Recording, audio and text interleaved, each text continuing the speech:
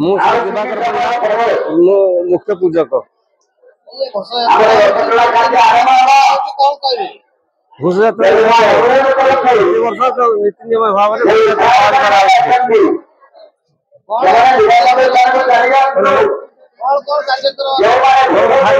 ପହଞ୍ଚି ସେଇ ହିସାବରେ ବର୍ତ୍ତମାନ ଅଛନ୍ତି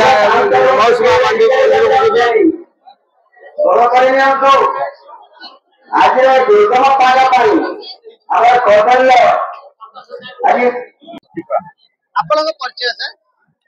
ମୋର ସେ ସୋମନାଥ ପଣ୍ଡା।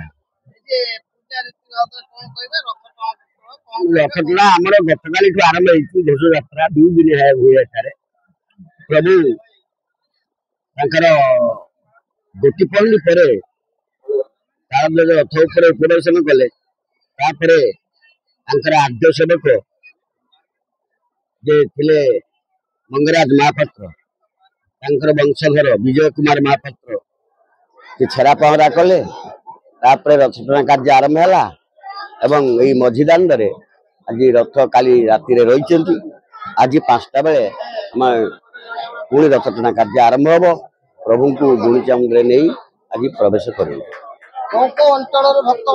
ବାସୁଦେବ ଆପଣଙ୍କର ଭଦ୍ରକ ଠାରୁ ବାଲେଶ୍ୱର ପର୍ଯ୍ୟନ୍ତ ये जो परिव्याप्त अंचल एपाखे बंगोपसागर ठारू नीलगिरी ये जो कुपारी खैरा आगरपड़ा पर्यंत केन्दुझर पर्यंत ये परिव्याप्त अंचल जिते भक्त प्राय समवेत हो आज नुह ये दीर्घ वर्ष यही घोषयात्रा चली भक्त मान समागम चली प्रभु को दर्शन करने अनेक भक्त हजार हजार भक्त एठारे रुंड होउचंती एवं प्रत्येक वर्ष यही यात्रा आमर खूब समारोह रे चली आज हेनी। हाँ आम बलदेव सेवा तो आज आमर आज द्वितीय दिवस आम आज ये रसीद काउंटर भोग विक्रय केन्द्र नियोजित हो आगामी संध्या 4:45 आम रथ माउसिया मंदिर को जीवे तेणु आमर सेवा दर्शक मैंने आसला रथटଣା कार्य आरंभ दर्शक आमर ये पाखापाखि 10टी ग्राम पंचायत